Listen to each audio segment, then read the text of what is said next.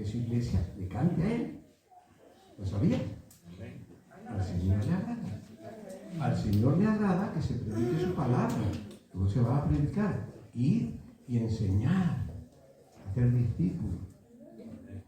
Pero hoy tenemos algo muy especial que también al Señor le agrada. Es la presentación de niños.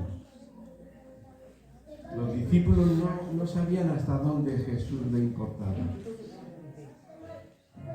Jesús nació en Belén, como sabemos, pero luego se crió en Nazaret. Él, por parte de José, él, Jesús, el carpintero. ¿Tú crees que Jesús, como carpintero, no hizo pedido de cunas?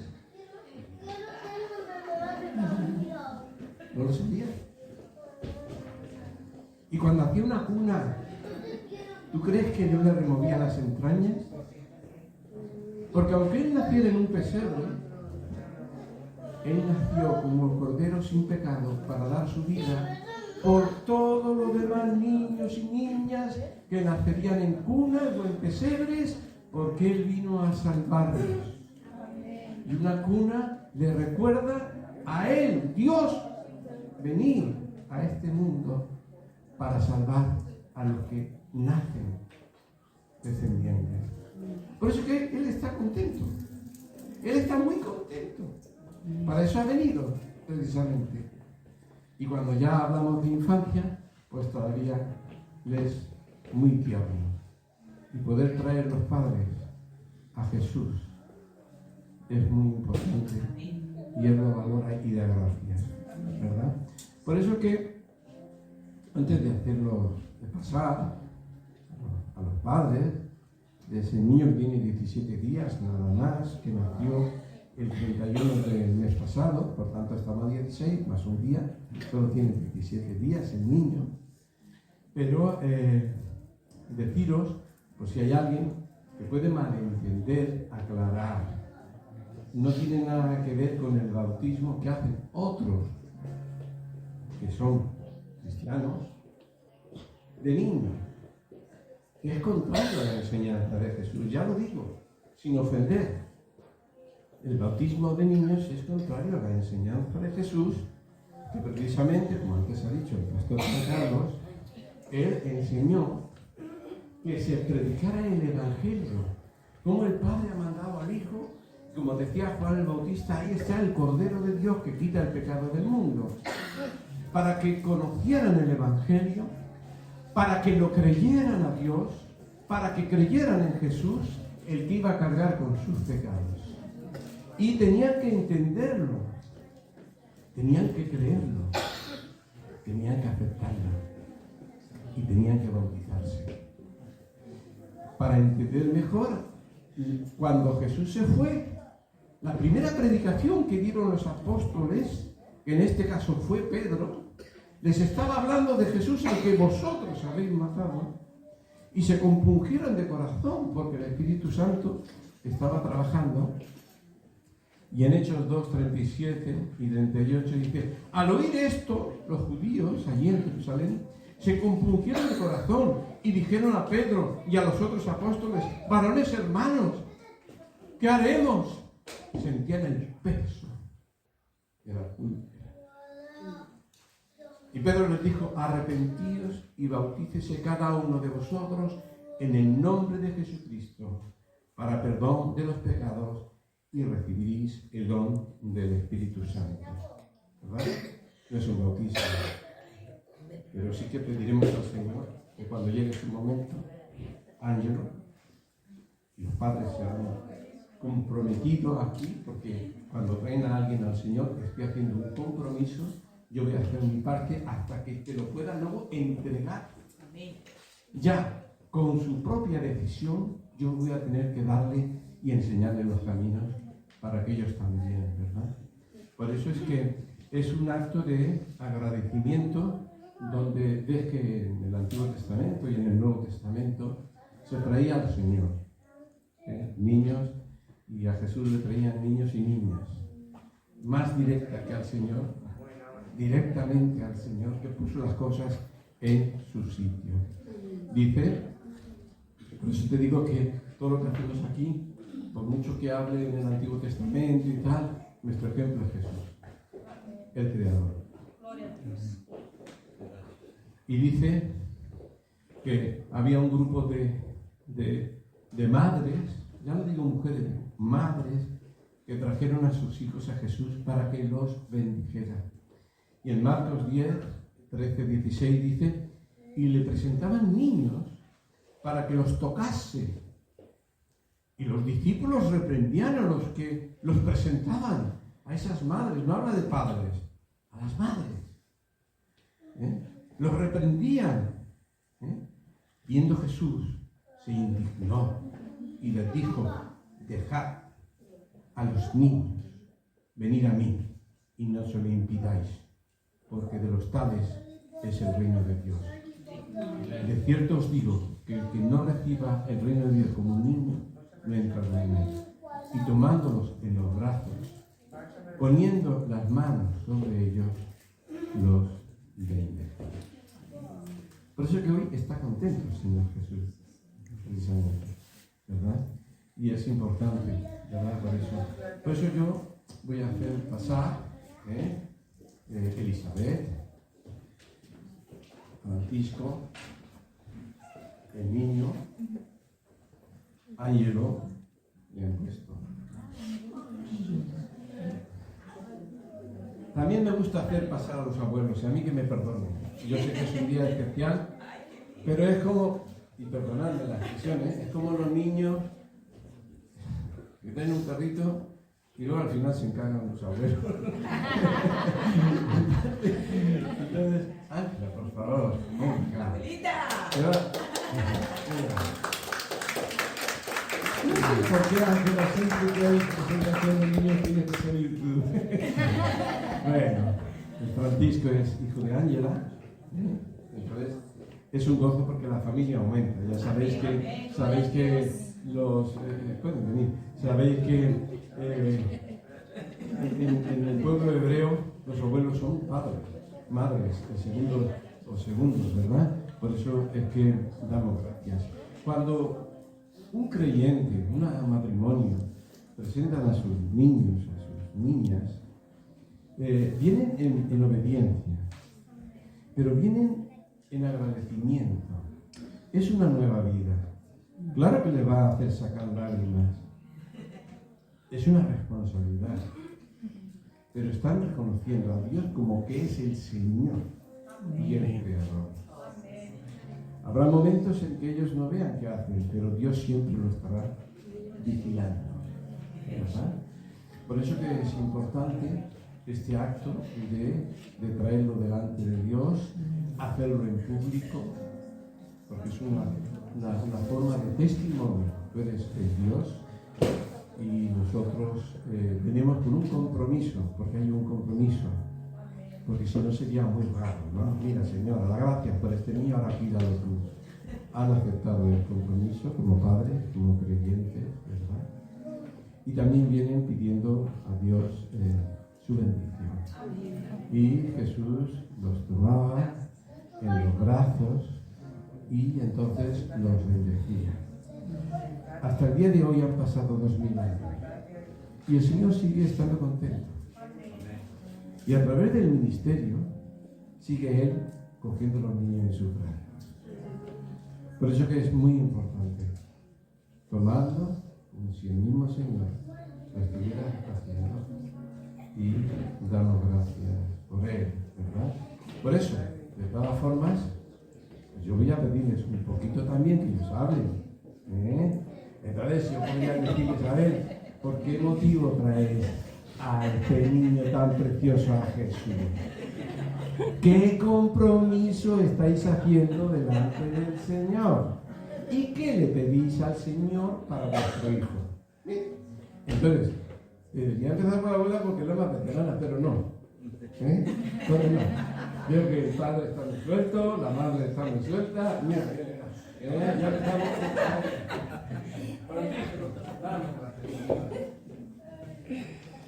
Bueno, para que Dios me lo proteja. echar para adelante la familia, siempre unión y que Dios nos proteja mucho. Amén. Yo le doy gracias a Dios porque ahora entiendo cuando Dios me, allá en República Dominicana, que Dios me dijo antes de yo venir aquí a esta tierra, el Señor me decía, puede servirse aquí que estamos haciendo. Y le doy gracias a Dios porque mis nietos todos han salido bien cuando han parido ellos, cuando han nacido. Y le doy gracias a Dios porque Él siempre lo ha protegido en el parto. Han nacido sanos. Y yo le doy gracias a Dios por mi descendencia, que es el número 10 nietos. Son 10 nietos ya que tengo. Amén. Le doy gracias a Dios por eso.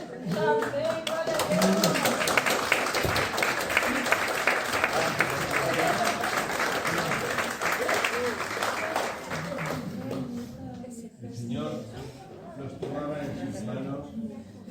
Yo no creo que los levantara, a veces lo he hecho muy bonito, ¿no? Levantar al niño ahí, ay, que se cayó.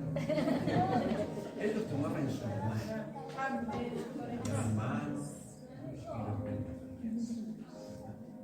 Pero vamos a orar, vamos a darle gracias y vamos a pedir bendiciones. Padre bueno, Sí, Señor. esta mañana, Señor Jesús, yo sé que es un momento feliz para ti.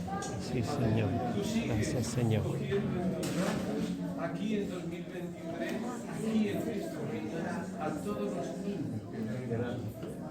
Tú sigues bendiciendo. No hay mejor mano que la tuya, que tus ojos no se apartan.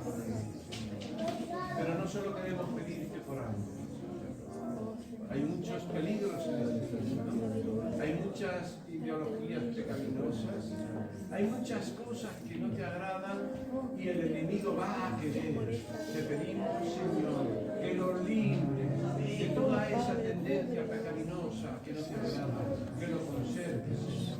Te pedimos que des sabiduría a los padres, a la abuela, para que verdaderamente puedan conducirte, Señor. Tú ves que es humano, que tienes fallos, pero oh Dios, tú estás dirigiendo cada paso que es que lo estés protegiendo también de las enfermedades. Sé que estás bien, Señor, pero protégelo, Señor, de cualquier enfermedad, Señor, peligrosa, y sácale siempre en salud y en vida. Amén. Y desearíamos, Señor, poder verlo dentro de X años, aquí un día, él personalmente. Amén. Sí, Señor, gloria. Pero es necesario que le des sabiduría, que le des sabiduría para educar, que le des economía, Señor, para verdaderamente poder cubrir las necesidades que Él tiene, Señor. Y todo eso lo hacemos, Señor, viniendo a ti, Señor, a ti el Todopoderoso. Gracias, Señor, porque no estás haciéndolo solo porque oremos, sino que eres tú más que los propios padres, el protector, el cuidador, el salvador, porque tú eres el creador y lo amas, Señor. Por eso es que esta mañana estamos gozosos también, porque podemos sentir el gozo tuyo en esta presentación. Te pedimos que lo estés bendiciendo todos los días de su vida. Señor, muchas gracias. Te pedimos también por la iglesia, Señor, aquí o en otra que esté, que la iglesia sea consciente que es una familia también, que tenga paciencia con los niños, que vean poderlo crecer y estén donde estén, Señor, y que sientan parte, Señor, porque ciertamente también son niños de la familia de la iglesia. Te bendecimos, en el nombre de Jesucristo. Y Jesús pone sus manos y los bendice. Ángel, bendito, en el nombre de Jesús. Aleluya, en el nombre de Jesús. Amén. Amén. Y amén.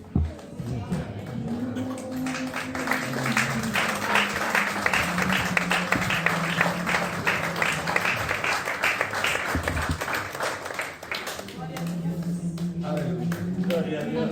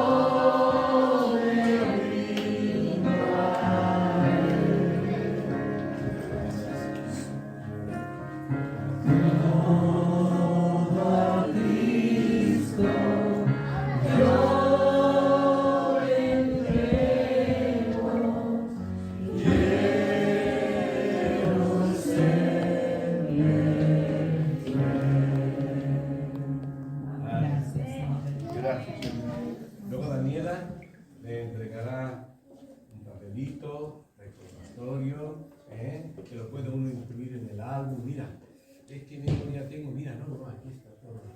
Amén.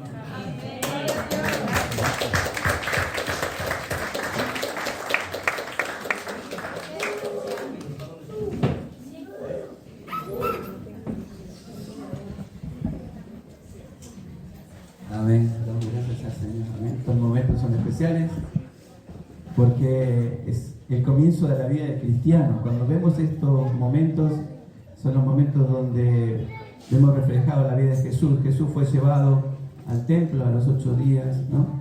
y fue bendecido, consagrado al Señor, ¿no? Luego vemos el bautismo, y luego vemos el tiempo de servicio, ¿amén? Y la obra redentora por nuestras vidas.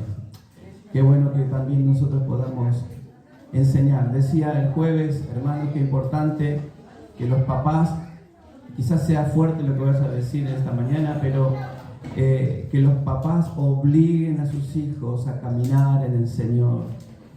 Porque si ustedes no los obligan a caminar a sus hijos en el Señor, el mundo que está ahí afuera los va a obligar a caminar en una dirección opuesta y diferente, al punto de que no sabemos cuál es el fin de ello. Pero si les enseñamos el camino del Señor, que es un camino de amor, de misericordia, un camino de perdón, un camino donde encontramos la esperanza y sobre todas las cosas las promesas de Dios, yo creo que nuestros hijos, la juventud, los niños van a ser bendecidos. Vamos a tener una generación de cristianos fuertes. ¿Cuántos decimos amén? ¿Amén? Así que a trabajar en eso, porque hay una filosofía que se enseña hoy por hoy, que hay que dejar que los niños escojan. Ellos no saben las cosas del mundo. Ellos no saben enfrentar la vida, ¿sí? Como adultos, como padres, como maduros, como hermanos espirituales en el Señor, como iglesia que está firme en el Señor, debe de enseñar el camino a los niños, a los jóvenes, y forzarlos. La Biblia dice forzarlos a entrar, aunque sea ahí en el momento justo, pero hay que forzarlos. Quizás es una lucha. Hay padres que están luchando con sus hijos, adolescentes, padres que están luchando en sus familias para consagrarse en el Señor. Pero es un trabajo, hermanos. El Señor nos manda a esforzarnos en esto.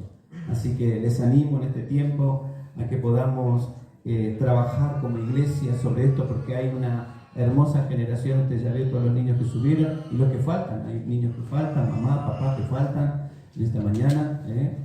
Tenemos que orar por esos papás también, para que pongan en prioridad, pongan en primer lugar al Señor, hermanos. No se canse de hablar. Mi mamá no se cansaba de hablarme. Yo era rebelde, yo era terrible, pero mi mamá siempre estaba orando, ¿no? Siempre orando. Y hasta que el Señor se presentó en mi vida una vez, ¿no? Y me tocó, me quebró. Y entendí que el Señor está presente. Mi mamá no estaba, no había nadie, me pasó en la calle encontrarme con el Señor. Y es algo maravilloso, hermanos. Los que no creen, los que no saben, los que no conocen la palabra, no lo pueden entender. Pero los que hemos vivido una experiencia con el Espíritu Santo, cuando Él nos llama, nos confirma, nos toca, es algo maravilloso. No podemos volvernos atrás. Y por eso predicamos, ¿no? A este Cristo vivo, a este Señor maravilloso que nos bendice. Así que los papás, nos felicitamos, tienen una gran responsabilidad ahora, porque serán los que darán testimonio, ¿no? Y los que tendrán que enseñarle a caminar, a dar los primeros pasos, ¿no? Y eso requiere que ustedes también estén firmes en el Señor. ¿Amén? Así que adelante, y estaremos orando por la familia, que Dios los bendiga. ¿Qué le parece si adoramos? Es cortito, pero tiene que ver con lo que en esta mañana quiero compartirles. Es una palabra especial, ¿sí? Yo creo que no hay nadie como el Señor. ¿Cuánto podemos decir amén a eso? Amén. Nadie como Él. Nadie. No hay nadie como Jesús. Amén. Piensa esta mañana en esta alabanza. Espero que cuando estés en tu casa, en algún momento, en algún lugar, pienses que estés pasando por un momento especial, estés solo, estés sola, o estés ahí siendo atribulado, preocupado. Piensa en esto. No hay nadie como el Señor Jesús. ¿Puedes decirlo conmigo en esta mañana? Amén. Vamos a cantarla, Señor. Amén.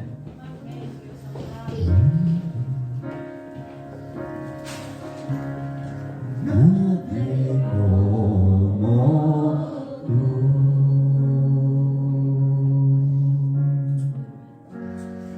Nadie más llena mi ser como tú.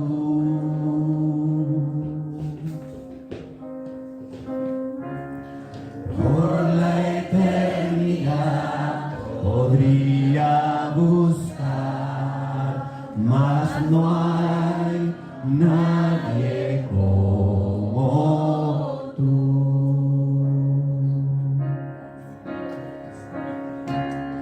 Nadie como tú.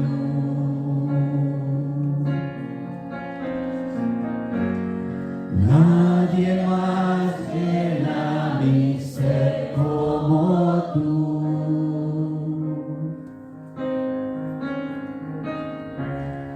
Por la eternidad podría buscar, mas no hay nadie como tú.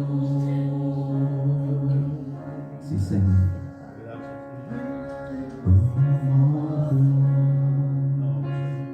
No hay nadie como tú, precioso y glorioso, tan bello y tan hermoso. No hay nadie como tú, no hay nadie como tú, precioso y glorioso, tan bello y tan hermoso.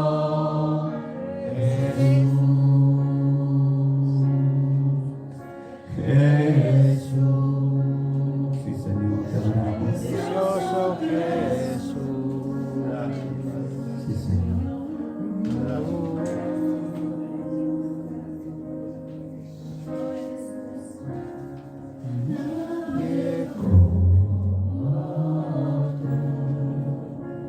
Sí, Señor.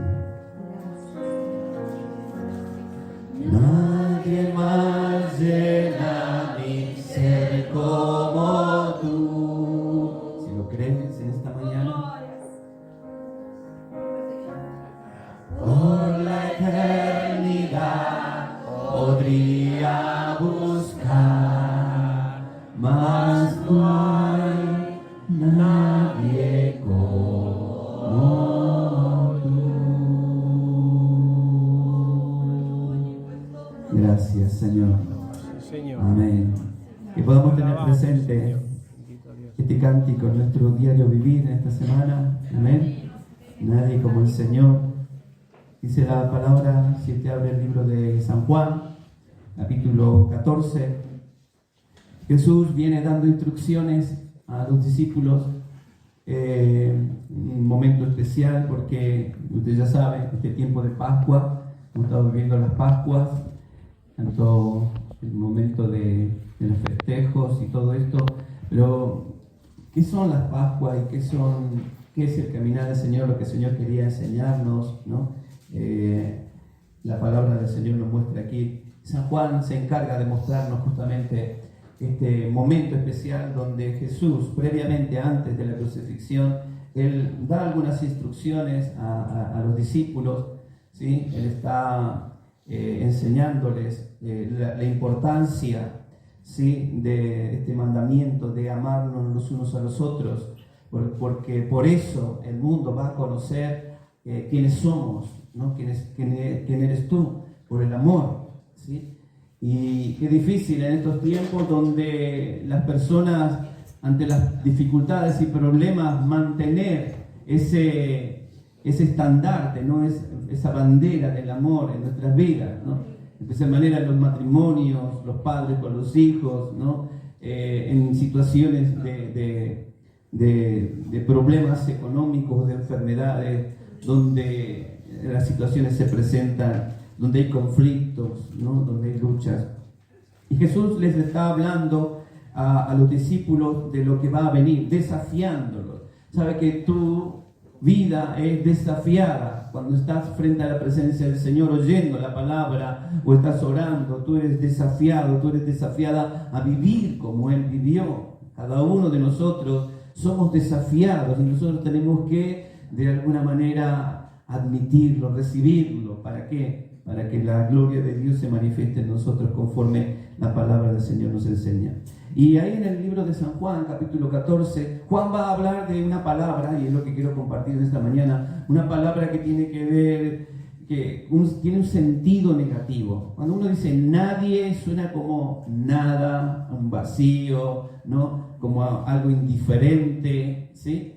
Esa connotación que tiene esa palabra, nadie, ¿no? No suena tan feo, pero es como tiene un toque, pigmentos de negación, ¿no? De negatividad.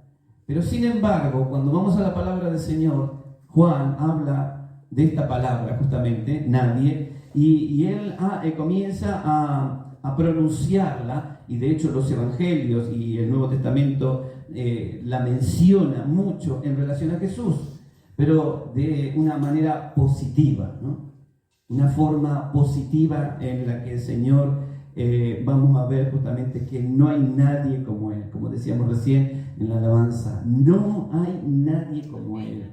¿Cuántos decimos amén? Amén. Gloria a Dios. Y lo vamos a ver en diferentes afirmaciones, ¿sí? Que Juan expresa, que la Biblia expresa en relación a Jesús, ¿sí? Afirmaciones que declaran que no hay nadie como Jesús. Amén. Y en esta mañana vamos a leer ahí el libro de San Juan, ¿sí? Capítulo 1, el Señor les está hablando diciendo, no se turbe vuestro corazón. San Juan verso 1 dice, no se turbe vuestro corazón. ¿Creéis en Dios? Creed también en mí. En la casa de mi Padre muchas moradas hay. Si no lo fuera, yo no lo hubiera dicho. Voy pues a preparar lugar para ti. ¿Cuánto decimos amén? Es un lugar. Claramente que en esta mañana nosotros tenemos pensado salir de aquí, ir a disfrutar el día, ir a almorzar, pasarlo en familia, pasear, o vaya a saber lo que tenemos pensado para hoy. Pero esta palabra que Jesús le está declarando a los discípulos es no para el momento, sino para lo que va a venir posteriormente a ese presente, ¿sí? Y posteriormente, luego, después de la muerte, ¿no?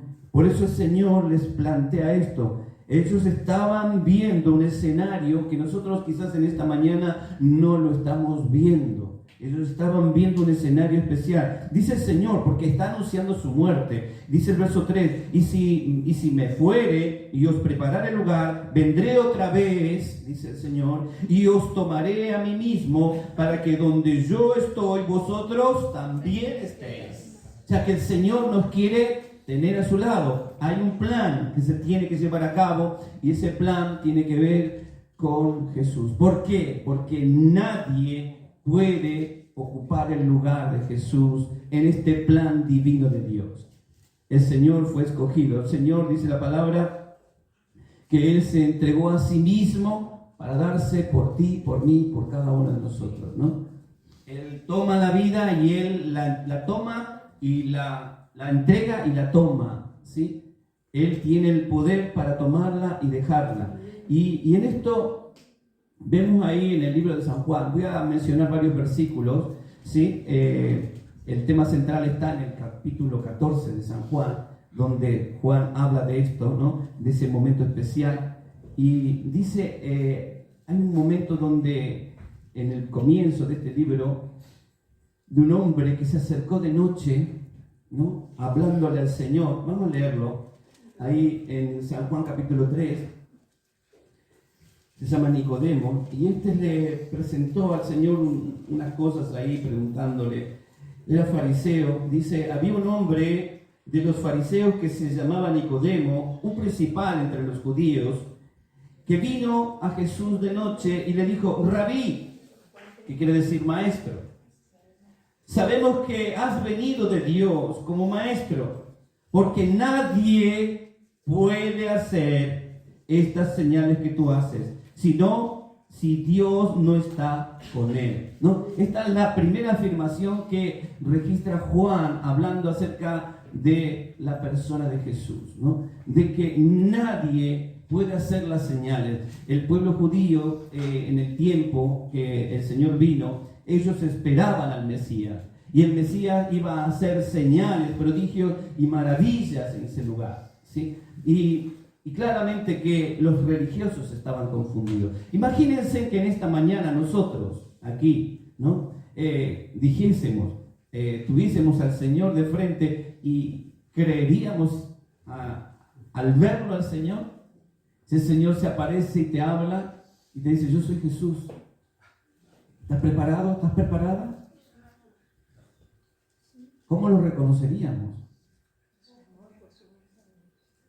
Es para pensarlo, porque los religiosos de aquel entonces, que conocían las Escrituras de tapa a tapa, de punta a punta, de principio a fin, estaban confundidos. No sabían, no lo podían entender. Veían que Jesús hacía milagros y no había nadie como Él. Pero aún así había confusión. Como seguramente en esta mañana hay confusión en nuestras mentes, porque todavía no terminamos de conocer a este Jesús que quiere revelarse en nuestras vidas de una manera grandiosa. Así que este fariseo atribuyó las obras milagrosas del Mesías, ¿no?, a Jesús. Pero ahí habían otros también, otros fariseos que estaban ahí. Mire, Mateo capítulo 12, verso 24, habían otros, hablando en el mismo escenario, diciéndole ahí al Señor algo contrario a esto. ¿Por qué? Porque estaban confundidos. Mateo 12, 24 dice, ¿lo tiene? Si lo leemos. Dice entonces: mas los fariseos al oír decían: este no echa fuera los demonios, sino por Belcebú, un ídolo, un dios de aquel entonces que adoraban en aquellos pueblos, príncipe de los demonios. A él le atribuían el poder. Estos mismos fariseos que conocían las Escrituras estaban confundidos. No podían entender quién era Jesús que estaba ahí delante de ellos. Pero Nicodemo reafirma y dice: nadie podría hacer estas señales si no fuere enviado de Dios, si no fuere acompañado por el poder de Dios. Hay otro milagro también donde vemos, otra escena donde en Marcos capítulo 5 también vemos una secuencia donde Jesús también nos va a ser revelado como el único, porque Él es el único que puede obrar en nuestra vida, el único que puede transformar nuestra situación si nos rendimos, por supuesto, a Él. Porque Dios no puede cambiar una situación de vida si no nos rendimos a Él. Podemos tener mucho conocimiento, mucha experiencia, mucha vida en el Señor, pero si no nos rendimos, si no le pedimos al Señor que nos ayude a cambiar ese corazón, ¿no?, que necesitamos cada día pedirle a Él de su misericordia, hermanos, es difícil llegar a conocer a este Señor Jesús que se nos vino a revelar, porque no hay nadie como Él. Marcos capítulo 5 vemos a un hombre que nadie podía de alguna manera controlar porque estaba lleno de demonios, ¿no? Y la Biblia dice ahí en Marcos capítulo 5 verso 4, ¿no?, hablando de esto, a ver si lo encuentro rápido, lo leo. Dice el Señor Jesús en el verso 4, sí,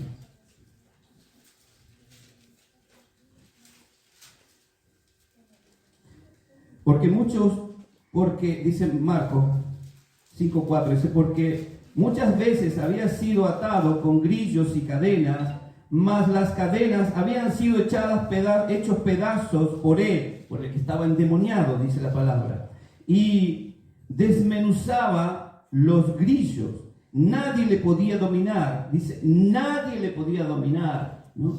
La Biblia habla de esto, mas Jesús, no hay nadie como Él, ¿no? Vino y lo libertó, dice. Entonces, Y siempre de día y de noche andaba dando voces en los montes este endemoniado y en los sepulcros e hiriéndose con piedra. Y cuando vio a Jesús, pues, dice, de lejos, corrió y se arrodilló ante él, porque no hay nadie como él para traer libertad. Dice que estaban aquellos demonios revolucionados dentro de este hombre. Estaba poseído por esos demonios y de pronto dice que los demonios se inclinaron a preguntarle a Jesús: ¿qué tienes conmigo, Jesús, Hijo del Dios Altísimo? Los demonios, hablando por el hombre, reconociendo a Jesús. Pero saben que el mundo no puede reconocer a Jesús. El mundo no se puede dar cuenta del sacrificio que Él hizo en la cruz por nosotros. El mundo no acepta el amor de Dios. El mundo no acepta la luz de Cristo. El mundo no acepta el camino del Señor, porque no le conocen. Pero los demonios le preguntan al Señor: ¿qué tienes conmigo, Jesús, Hijo del Dios Altísimo? ¿No? Y esta expresión que sale de este hombre, luego este hombre es liberado, porque nadie, dice la Biblia, nadie podía atarlo, mas Jesús vino y ellos se inclinaron ante él y el Señor liberó a ese hombre, un hombre que luego no trajo virtud a su tierra y a su pueblo. En el verso 29 del mismo capítulo de Marcos, dice ahí la Biblia, mire, acompáñenme, dice: y enseguida la fuente de sangre, una mujer que estaba enferma de flujo de sangre. ¿Cuántas veces han escuchado esa historia? ¿No? Pero el asunto es aquí ver, hermanos, que muchas veces recurrimos a tantos lugares. Vamos de aquí para allá buscando la solución a un problema que nadie puede solucionar, pero Jesús está dispuesto, si tan solo nosotros nos disponemos a tocar su manto como esta mujer. Dice que esta mujer estaba ahí, dijo en sí misma, sabiendo que no podía estar entre las personas porque ella era una mujer inmunda ante la sociedad.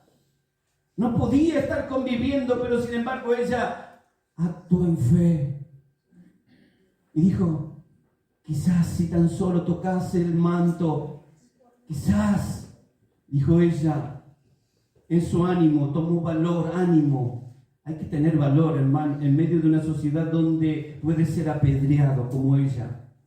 Pero ella, sin embargo, tomó valor, y eso es lo que necesitamos hoy como iglesia. Tú necesitas tomar valor en el Señor para afirmarte y disponerte a extender tu mano hacia el Señor, de donde viene la respuesta, de donde viene una solución a nuestra vida. Porque no hay nadie en el mundo, hermano. Si tú estás luchando con algo hace tantos años, hace tanto tiempo, y sigues rodando, chocando con la misma piedra, ¿no? Chocándote con la misma pared, ahí, pasando lo mismo, un círculo que no se acaba, que no se rompe, quiere decir que todavía no te inclinaste ante el Señor como corresponde. Porque si tú le dices al Señor: quizás, Señor, si yo ahora me dispongo a inclinarme, a transformar mi vida, a disponerme, quizás sí. Y el Señor lo va a hacer, porque no hay nadie como Él, dice la palabra. Dice: esa mujer fue curada de ese flujo de sangre. Dice: y enseguida, dice, la fuente de su sangre se secó y sintió en el cuerpo que estaba sana de aquel azote que tenía hacía 15 años. Había gastado sus bienes, había perdido el estar en relación con su familia, un problema enorme en su cuerpo, un problema enorme en su psiquis. Psicológicamente estaba arruinada esa mujer, pero sin embargo en el último momento dijo: ahí está mi salida, Jesús, porque nadie pudo ayudarla.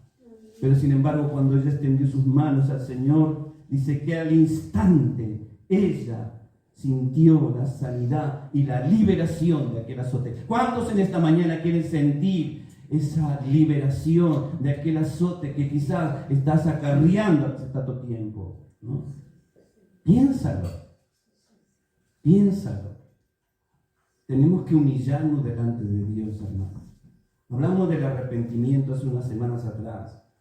Eso requiere, no crea que porque nos han enseñado en estas últimas generaciones como iglesia, como cristianos, a tener un cristianismo liviano, un cristianismo fácil, ¿sí? Barato.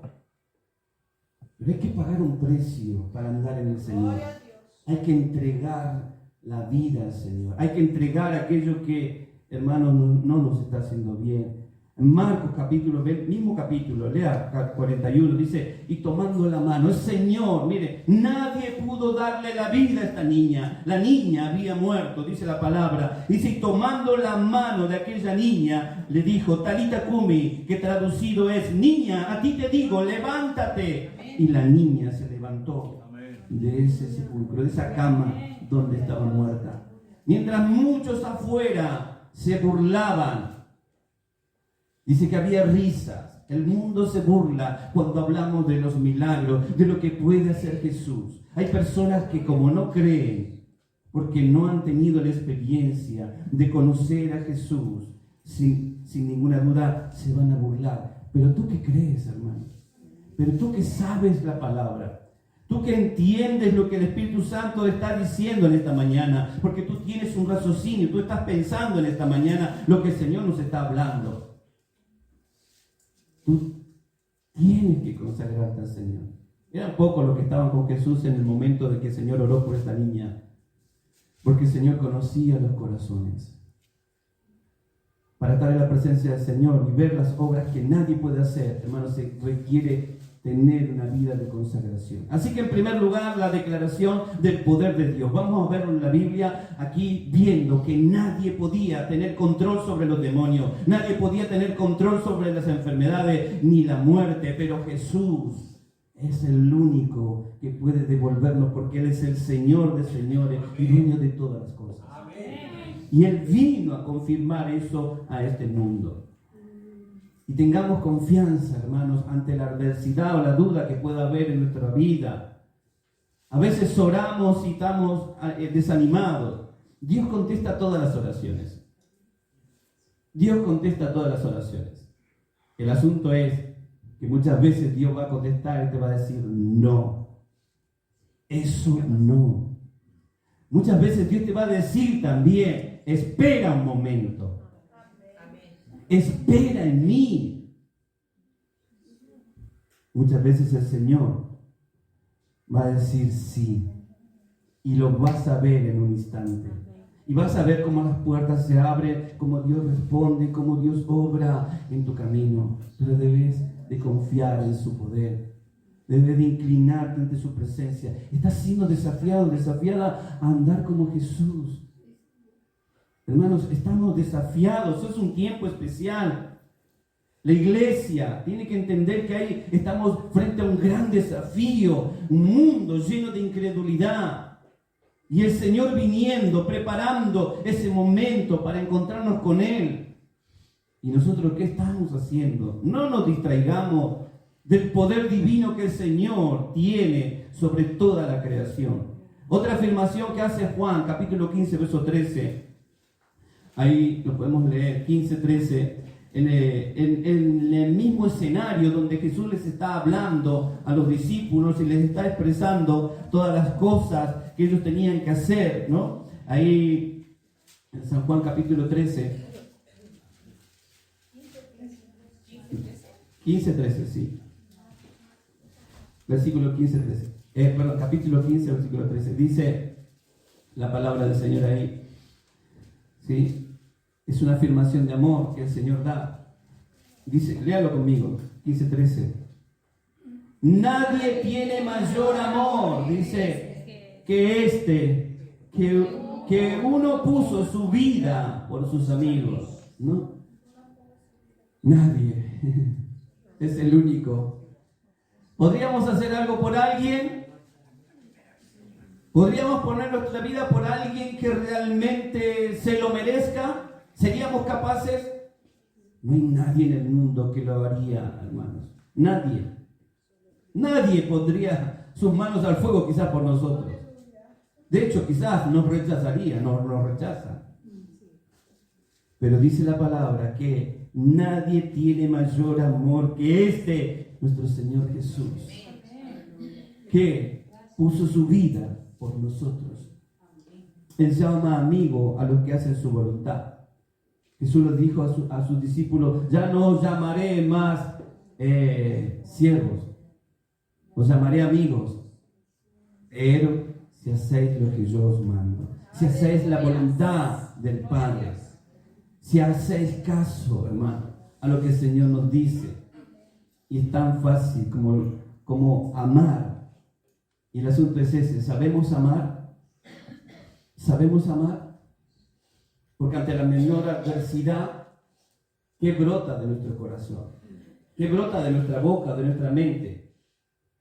¿Sabemos amar como el Señor nos amó? De hecho, la Biblia dice que seríamos conocidos por el amor que hay entre nosotros. Entonces, ¿somos de Cristo o no somos de Cristo? ¿O somos o no somos? ¿O vamos al cielo o vamos al infierno? ¿O somos santos o somos pecadores? ¿O somos buenos o somos malos? No hay punto intermedio en el Señor. O amamos o odiamos. No hay punto intermedio. Sí, lo quiero un poquito. La Biblia nos invita a amar aún hasta nuestros enemigos. Y el que no puede amar a su hermano, no puede decir que ama a Dios. Y lo dice el Señor en su palabra. Por eso, esta expresión de amor, ¿cómo la demostró el Señor? ¿No? El Señor mismo ahí nos muestra este amor que Él derramó en la cruz. Nadie hay en el mundo y no lo habrá. No hay otro sacrificio para la humanidad. El Señor vino una vez y para siempre, y su sacrificio es para todas aquellas personas que quieran venir a los pies de Cristo. Así que, viendo esto, en Romanos 5, 6 al 8 dice: porque Cristo, cuando aún éramos débiles, dice, a su tiempo murió por los impíos. Ciertamente apenas morirá alguno por un justo, como todo pudieran ser que alguna osara morir por algún bueno.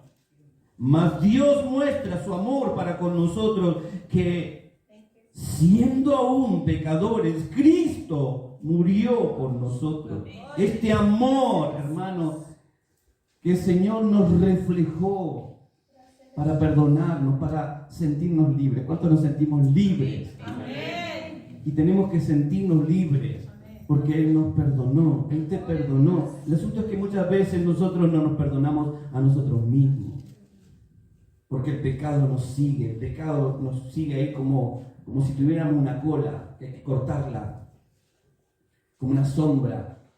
Está ahí siempre señalando. Pero cuando le entregamos al Señor todas nuestras cargas, hermanos, Dios trae paz, trae perdón, reconciliación, sanidad, libertad.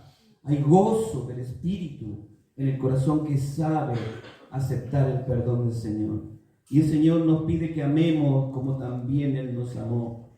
Los discípulos le dijeron al Señor, ahí vamos a leerlo, Mateo 25. Mateo 25 enseña al Señor, porque también estaban confundidos, como decimos al comienzo, los creyentes teníamos confusiones a la hora de hablar del Señor, de entenderlo a Él. Pero el Señor nos deja en su Biblia, en la palabra, toda la revelación para que tengamos nosotros conocimiento cuando el diablo quiera poner duda en nuestra mente. Hay que leer la Biblia, hermanos, cada día. Hay que orar cada mañana, cada atardecer, cuando te vayas a dormir. Hay que congregar. Hay que buscar del Señor. Las cosas no vienen porque son mágicas, como te han enseñado, como están predicando hoy, ¿no? Este evangelismo, este evangelio liberal que enseña, ¿no?, una gracia barata. Cuidado. No nos equivoquemos, no te equivoques, porque el Señor viene a buscar gente consagrada. Y aquí el Señor los confronta a los discípulos en una conversación, verso 37, dice del capítulo 25. Ahí están hablando los discípulos con el Señor. Y entonces dice, los justos le responderán. Estas son palabras que el Señor le está diciendo a los discípulos para que ellos entiendan cuál es la voluntad de Dios, diciendo: Señor, ¿cuándo te vimos hambriento y te sustentamos, o sediento y te dimos de beber? ¿Y cuándo te vimos forastero y te recogimos, o desnudo o te cubrimos? ¿O cuándo te vimos enfermo o en la cárcel o vinimos a ti? ¿Cuándo, Señor? ¿No? Y respondiendo el rey les dirá: de cierto os digo que en cuanto lo hiciste a uno de estos mis hermanos más pequeños, a mí me lo hiciste. Entonces dirá también a los de la izquierda, ya saben, por cuanto no lo hiciste, ¿no? Pero los que lo hiciste, a mí me lo hiciste. Y esto es el amor que tenemos que reflejar, hermano, de pensar. Digo, amar como Cristo amó significa estar dispuesto a sacrificarnos por alguien. ¿Cuántos de nosotros nos sacrificamos por un hermano, por una hermana? ¿Cuántos de nosotros visitamos, oramos, le llamamos, nos preocupamos? Vamos hacia él o vamos hacia ella. Estamos atentos demostrando ese amor. Cristo vino a este mundo para atender nuestras necesidades. Está la iglesia atendiendo las necesidades de aquellos que el Señor envía a su casa. Digo, nosotros, ¿no? ¿Qué estamos haciendo? Es para reflexionar. Estamos apoyando a los que están en dificultades. El Señor apoyó, el Señor estuvo al lado, el Señor acompañó, lloró con los que lloraban. El Señor estuvo ahí compartiendo con los que no tenían, llevándoles a los que no tenían. ¿Estás haciendo la obra cristiana? Somos llamados y desafiados a ser como Él. No hay nadie como Él, hermanos.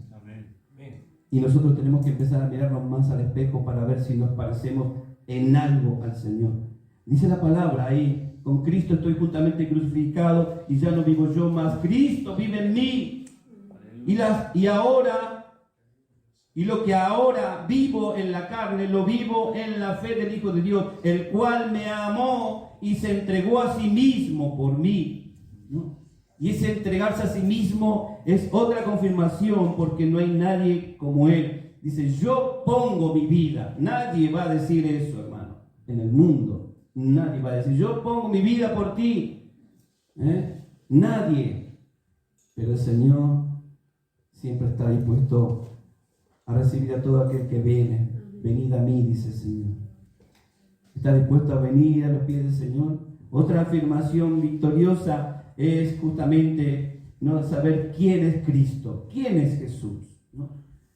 Todos lo sabemos, ¿no? Muchos tenemos la imagen del Cristo en una cruz, en un crucifijo, ¿no?, en una imagen. Pero ¿quién es Jesús? La Biblia nos muestra. Colosenses, usted lo sabe. Vamos a leerlo. Colosenses capítulo 1. Este Jesús poderoso que quiere obrar en nuestra vida, hermano, hermana. Quiere acompañarte en tu diario vivir. Sabe que las cosas a tu alrededor no van a cambiar hasta que tú no cambies. Y quizás si tú cambias, las cosas todavía sigan estando mal. Pero eso no quiere decir que tenemos que dejar de seguir al Señor. En Colosenses capítulo 1:15 dice: Él es la imagen del Dios invisible. Él es el primogénito de toda la creación, porque en Él fueron creadas todas las cosas, las que hay en los cielos y las que hay en la tierra, visibles e invisibles, sean tronos, sean dominios, sean principados, sean potestades. Todo fue creado por medio de Él y para Él. A Él, dice, es antes de todas las y Él es antes de todas las cosas, y todas las cosas en Él subsisten. Él es la cabeza del cuerpo, que es la iglesia. El que es en el principio, el primogénito entre los muertos, para que entre todos tengan la preeminencia. Él es el único, ¿no?, nuestro Señor Jesucristo. Y tenemos esta seguridad porque dice la palabra, y una promesa divina que Él nos da ahí en San Juan también Juan. Vamos a leer otra vez San Juan, capítulo 10. Juan 10, él habla de esto, ¿no? Me encanta porque esa es una promesa que sería lindo que usted la tenga muy presente en los momentos de adversidad, en los momentos de lucha, cuando esté solo, en un desierto o sola.